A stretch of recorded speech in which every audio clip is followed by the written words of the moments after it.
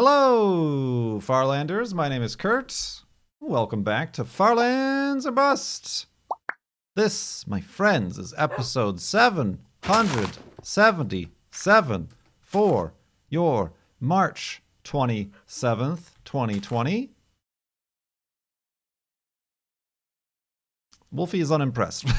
Could not be bothered by episode 777.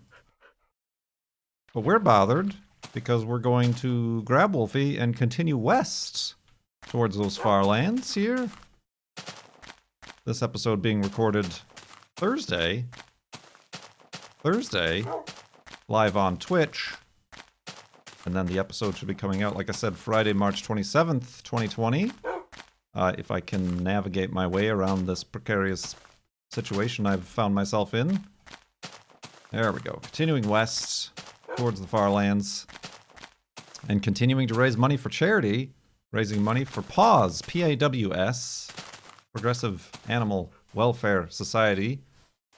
An animal rehabilitation and rescue center here in the Seattle area. The one that I adopted Juno from. Go to farlandsorbust.com to learn more, to donate. And right now, we're at $1,426.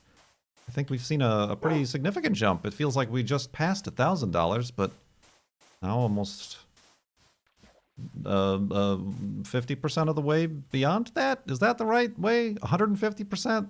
I don't know. But $1,426 raised for PAWS. Thank you everybody who continues to give me questions when you do donate. I just got an email, and maybe you did too, if you've already donated.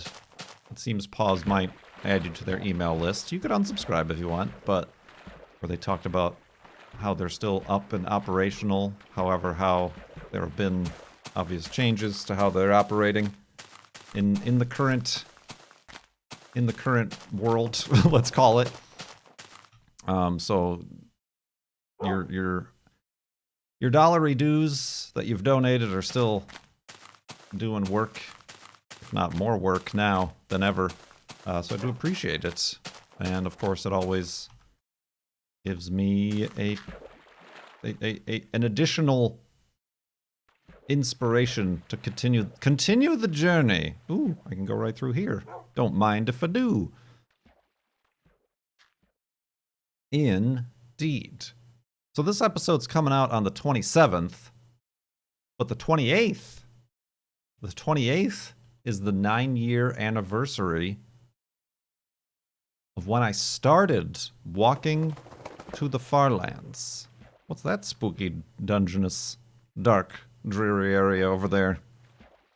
So yeah, March 28th, 2011 is the anniversary of episode 11, because that is, for the first 10 episodes, it was your standard Minecraft Let's Play until somebody planted the idea in my mind that walking to the Farlands would be a good idea. Nobody planted that idea. I had that idea all on my stupid self. I have only myself to blame. 9 years. So yeah, officially then, on the 28th of March, is when we actually said, let's go west, and started from the spawn area to walk west. Madness indeed. Somebody was also asking, when is the Wolfie anniversary? We never, specifically have remembered or marked the date.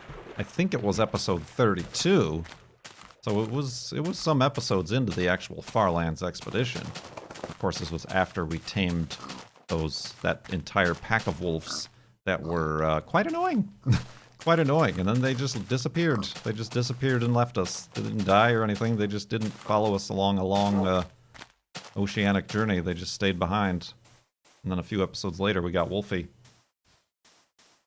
But yeah, I don't know what the date specifically was. It must have been sometime during April, obviously. But yeah. That will be March 28th. But instead now, after 9 years, having started on episode 11, we are on episode 777. It rhymes. Everything rhymes. There's rhyme and reason and raisins and all sorts of fun stuff in the Far Lands and Bust world. Indeed. I did just this afternoon, record as a guest on the Mindcrack podcast. Because as the Mindcrack marathon this past year when we were in Chicago, remember traveling? One of the goals was to resurrect the Mindcrack podcast, and we did that. Or you did that, I suppose. The donors to the Extra Life charity did that. So it's been resurrected, and I was a guest. So you can look forward to that on the Mindcrack Network. And then there's a premium episode on the Patreon, the Mindcrack Patreon, which delves into some things, not family-friendly things. Hi, Wolfie. But that's happening. And then I just mentioned that I'm also going to tomorrow be a guest on a podcast that I'm a little nervous about. I mean, I shouldn't be, but I haven't done many, if any, quote-unquote, interviews really since the whole Guinness World Records thing. Not... People say I'm all right or good at them. I don't feel like I'm good at them, but regardless, they don't feel good. Like, it's not an enjoyable experience.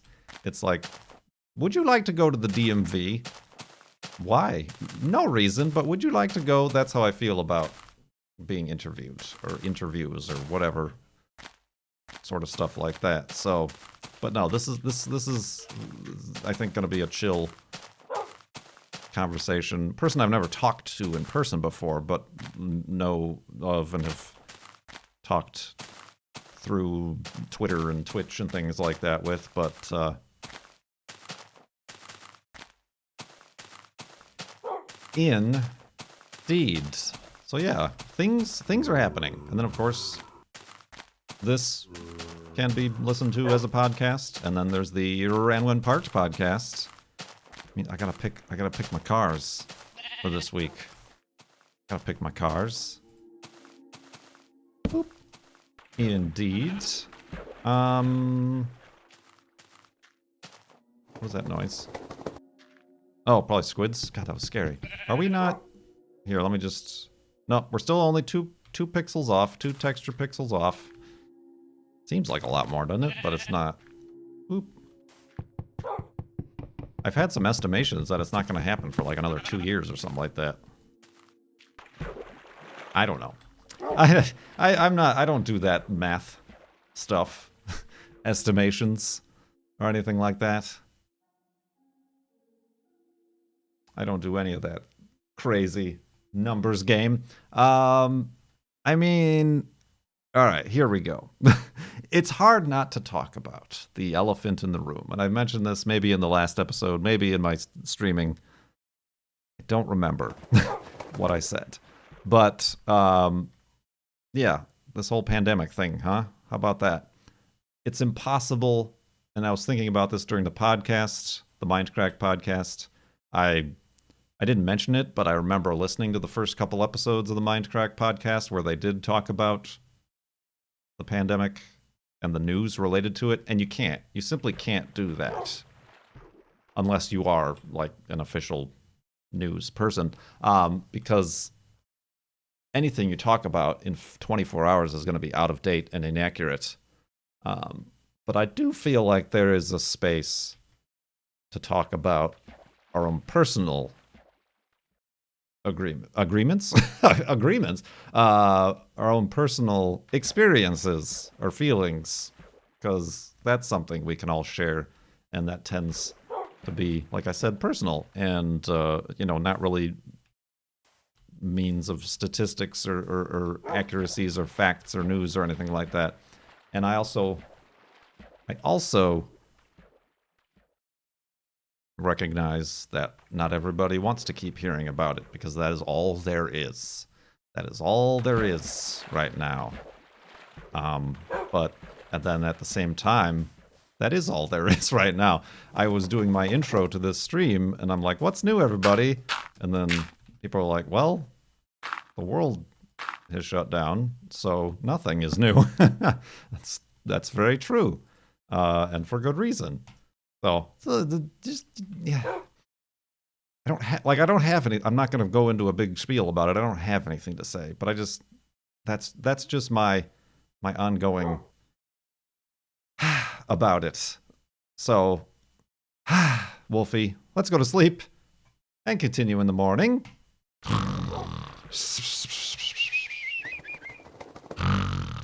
And awakeness. And continuing on this. Yes, I do see some people asking in chat, bringing it back to the Far Lands of Bust thing. The last time I pressed F3, we were 30.7% of the way to the Far Lands at 3,857,848 blocks until the Far Land, or since starting 9 years ago. That's been a while. I don't know where we are now. The next floating point I hear from chat is at 4,194,304.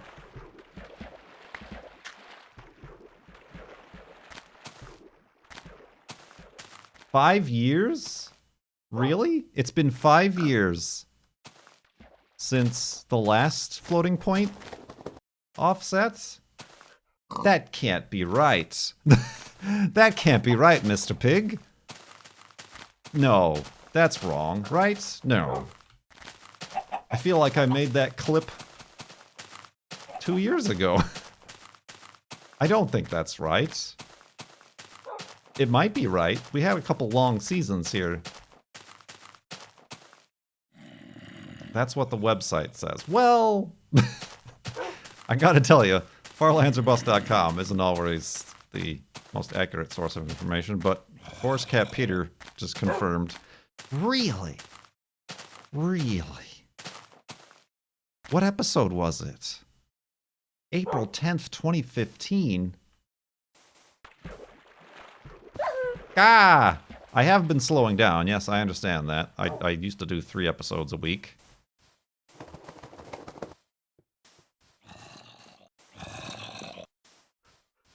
Was the video you did posting it? Right, I did a separate video of me actually pressing F3 after the season ended. 5 years. 471. So it would have to, like, if we're just talking episodes as far as, like, distance markers, it would be episode 800, 942. Did I do that right in my head that fast? I'm a genius. All right, maybe we're nowhere near. Maybe we're nowhere near that floating point rollover. Wow. Wow. All right, strap in, everybody. We're fine for a while. If you've not gotten used to the jitter, don't worry. It's not going to get worse anytime soon, I guess. Unless I start doubling the episodes. What the? No, that's not going to happen. I would like to. I mean, one of the things, I guess, related to world events is somebody in the comments was like, oh, now that everybody is off work, why don't you just start streaming Farlands, like long duration Farlands, or do long episodes? The weird thing for me, anyway, is that it hasn't changed anything for me. And that goes the same for most content creators who are self-employed, who work at home. So it's kind of a strange situation where, yes, the world is different. Well, the world is different for me, but their day-to-day is different for everybody else, but not for myself. Careful, Wolfie. Ah, don't go back. So I would like to do that. I know I've been saying that for the past 5 years, apparently. Maybe I should prioritize that, I suppose. Prioritize. I don't think I've prioritized anything ever in my entire life. So yeah, I don't know. And again, this series has never been about getting there faster, taking the end to get there 8 times faster, updating so I can sprint, or, you know, flying or whatever. It's never been about that. I think it's certainly more interesting. It's certainly more just crazy. Like it makes it much more of a let's call it a loony undertaking to decide to do the slow route, to decide to take the chill route, to take 2 hours to wake up in the morning. Spoiler alert, that was one of the topics on the podcast. Somebody in the Mindcrack community with close ties to Good proclaimed that my streaming schedule and process to actually start a stream or start my day is incredibly slow and painstaking. And that reflects in Far Lands or Bust, because it's true. I wake up,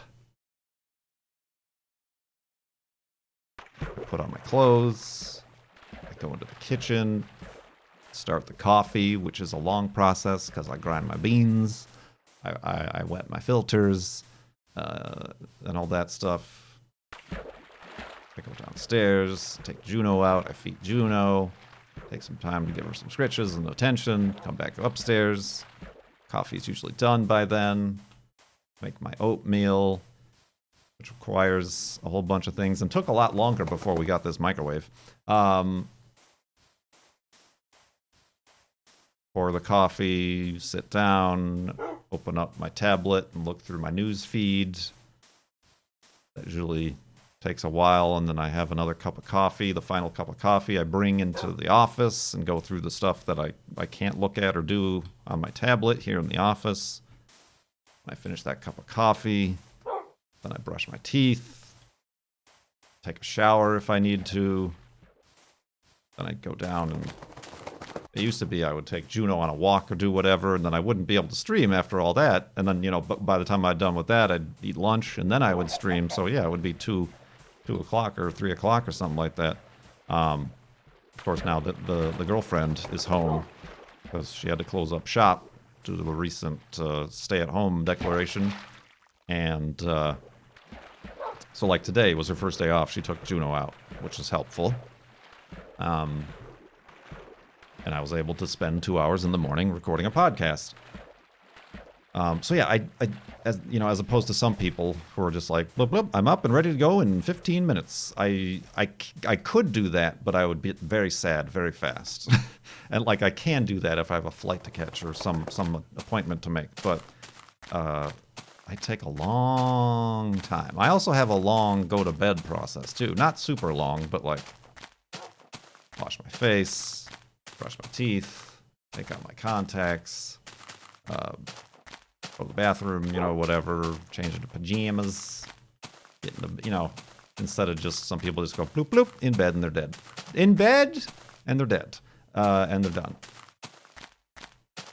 So yeah, I'm just a very simple person. No, I think that's why the Speedy the Box Turtle was the perfect pet for me for such a long time. It really matched my energy levels, I suppose. Not even energy levels. I have energy. I have the energy of a grown man, but speed, I suppose, just the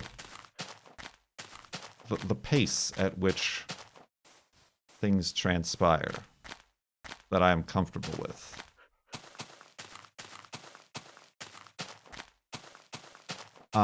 So yeah, anyway, well, it was a little bit of a diversion, but we got there. I needed it because we don't have too many questions here from donors, but we do have one from Elgie. You tend to go a little bit left as you were heading towards the far lands. Why do you do this? Are you left-handed? I don't know why I do this. I tried to correct it 1 year, and we did correct it some by the time we pressed F3, but then in this last time we pressed F3, we were way off to the south. I think like 60,000 blocks or more. People hypotheticalize that it's because in Minecraft... oh, that got me sick. In Minecraft, you have your hand on the right-hand side, so psychologically, my brain sees that as an obstacle, and it's more open to the left, so I tend to drift that way. That's entirely possible. It could be because that's, I don't know, the way I have my hand on the keyboard, or the way I have my mouse in my hand or something. I don't know. It just seems going south just seems easier. It's like going downhill. As a wise tree once said to me. Yeah, I don't know. I mean, I certainly have to avoid actual obstacles in the world, so maybe I just tend to avoid them in that direction. Like this seems easier to go through here, right? But I'm gonna go up here this time because there's this nice, perfect little stairwell. Oh, it was 43,000 off. Okay, 43,000 off. I remember for a while it was 30,000, and then we corrected a little bit, and then it got worse. Ooh, look at this Monument Valley situation here. Pumpkins. So yeah, I have no explanation for it. Again, that's a thing I'm not worried about. Oh no, it's adding time to the journey. At this rate, it's really not noticeable or consequential even. Those look like 2 eyes and a mouth. Or a nose. Something. Yeah, that's it. Let's go to sleep and continue in the morning.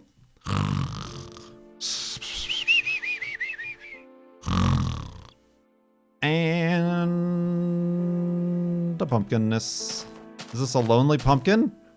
Do I need to... Oh, no, it's not. All right. I was going to say, there was that one lonely pumpkin that we reunited with his friends in that one episode.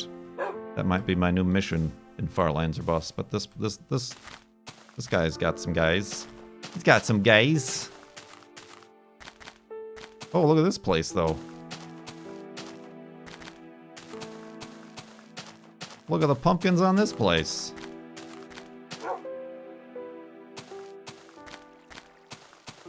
Neat. Ooh, very neat. Whoa, watch your step. I felt like there was a drop there, and there was.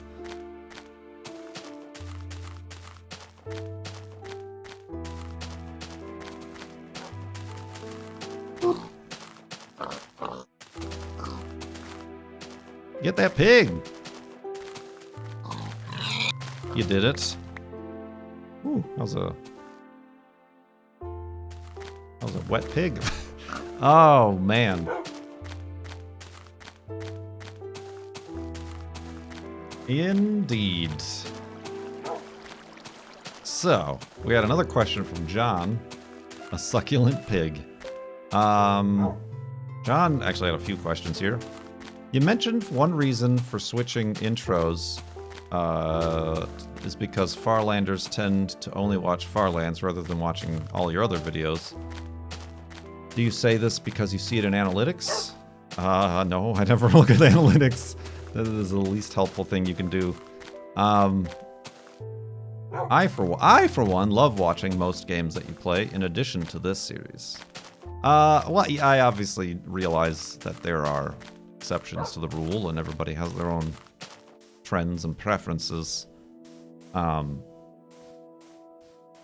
I mean, it was all the reasons that I listed, going from ladies and gentlemen to Farlanders, and not just that one reason. And I apologize that I don't upload anything else. Holy moly, I gotta go. Well, I could go. That looks like there's some baddies down there, though. I think we go.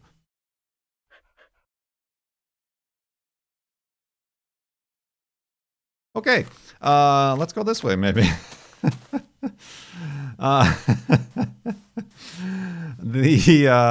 Yeah, that. I've lost what I was saying, but that's what I said. Uh,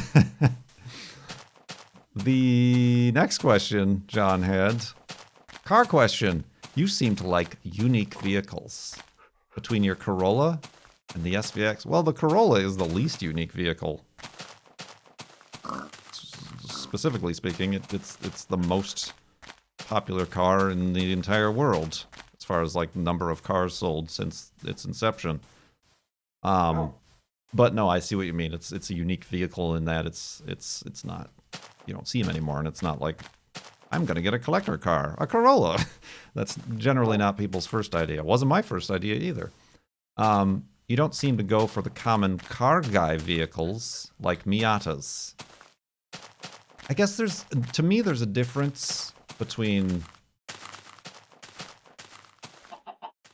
I suppose, like a Miata to me is more of a sports car, a driving car, a driver's car. I appreciate those, but I'm kind of more interested in, I hesitate to say collector car because it's not an investment. I'm not here to make money or like, do any sort of fancy stuff like that. Numbers matching, whatever. But classic, I suppose. Project.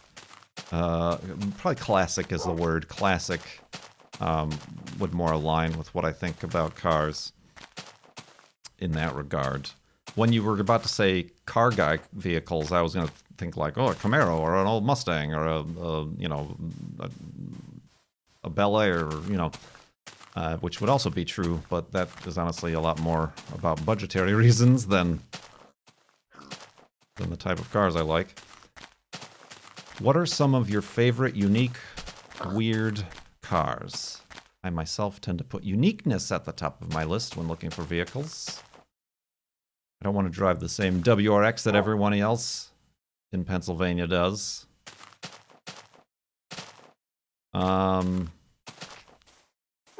Unique cars. Well, they're not. I mean, I suppose, sure, like modern cars, like the Volvo C30 is a unique car.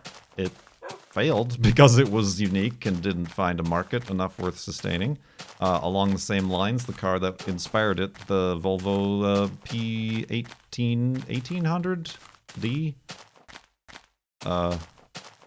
coupe wagon, two-door coupe wagon. That's a unique car. But then at the same time, I own a Subaru Crosstrek, and those are everywhere here in Washington. And I would like to upgrade to not a new, but an older, like 07 to 09 Outback. Would be cool, because I just like the design of that. It's bigger. It'd be nice to find an XT, a turbo model. I just like those, but those are everywhere too. So yeah, I don't know. I'm just a unique kind of guy. Yeah, it's tough to say or like list off unique vehicles. I don't have the encyclopedic knowledge that, say, Cone or ZK has, or I'm sure like Cone's dad or even my dad has, of like the muscle car era, older car, American line up either. I like a Subaru Brat. I like the old Celicas, even like the mid '80s Celicas, the coupes, the notchbacks, whatever you want to call them.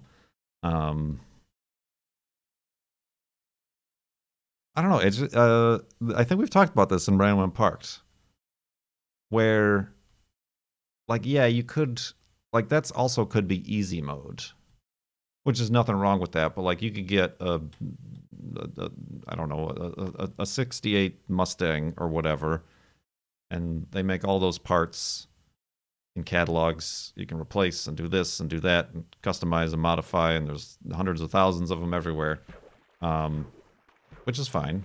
Or you can get something slightly different, like even slightly different as a what's the Mercury counterpart to the Mustang? the Mercury. Ow! Oh, that was a heart and a half, Wolfie. You know, that one. I gotta eat some gluten-free bread. Boop. Marauder? No. It was literally a Mustang. Was it Mercury? It might not have even been Mercury. I recently chose one for random parts. It had like the same body and everything. It was just a grill. I'm talking like in the 60s. 70s maybe, I don't know. Yeah, anyway. Stuff like that. Stuff like that. But, you know, and the SVX was an impulse buy, but that was a weird one I've always kind of liked since high school. I thought that I would try to find one as my, like, first car back in the late 90s. Obviously never did because they actually were expensive back then. So Cougar, yeah, Cougar, wow, Cougar. The Mercury Cougar, that's it. Thank you very much. So yeah, I don't know. It honestly mostly also, like I said, comes down to budget. Like even the Volvo P1800s are very expensive now because they're in demand. I would have liked to have gotten a Datsun Z car. Now they're very in demand. I would like a Ford Pinto two-door wagon. They're crap. They're not, like I said, it's not about performance or speed or anything like that, but just something that has an interesting shape. I'm down with some aesthetics. So yeah, I don't know. It's hard to put my finger on it. ZK certainly likes unique cars. In a wide range, in a very wide range of different cars. From a Cappuccino to a Roadmaster to whatever other 19 cars he has in his garage. Oh, man.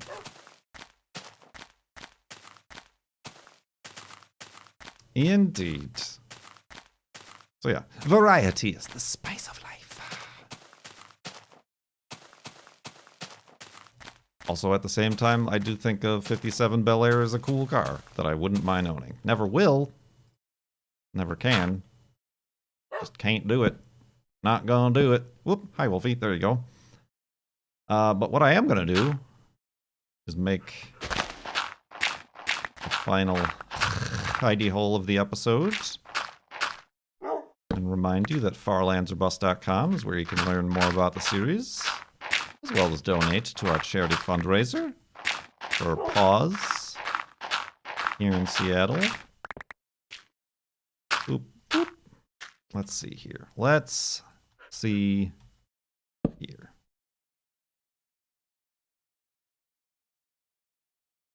Okay. Bets. Beep, beep, beep. I got a couple boats. Got a bunch of treats for Wolfie. I already made a stone pickaxe, which I clearly didn't need to make at that juncture. Oh, I'm almost out of wood, speaking of pickaxes, or axes. Remind me to get that next time. Remind me, I say. Indeed. Indeed. And I shall remind you to stay indoors when you can. Socially distant. Flatten the curve. Be kind to one another. None of us are excluded. Indeed and whatnot and etc. Yeah. Thank you so much for watching. farlandserbust.com. Once again. Got those podcasts coming up again, so I'll keep an eye out for those. And I hope you all have a good weekend. Thank you so much for watching. My name is Kurt. I will see you next time.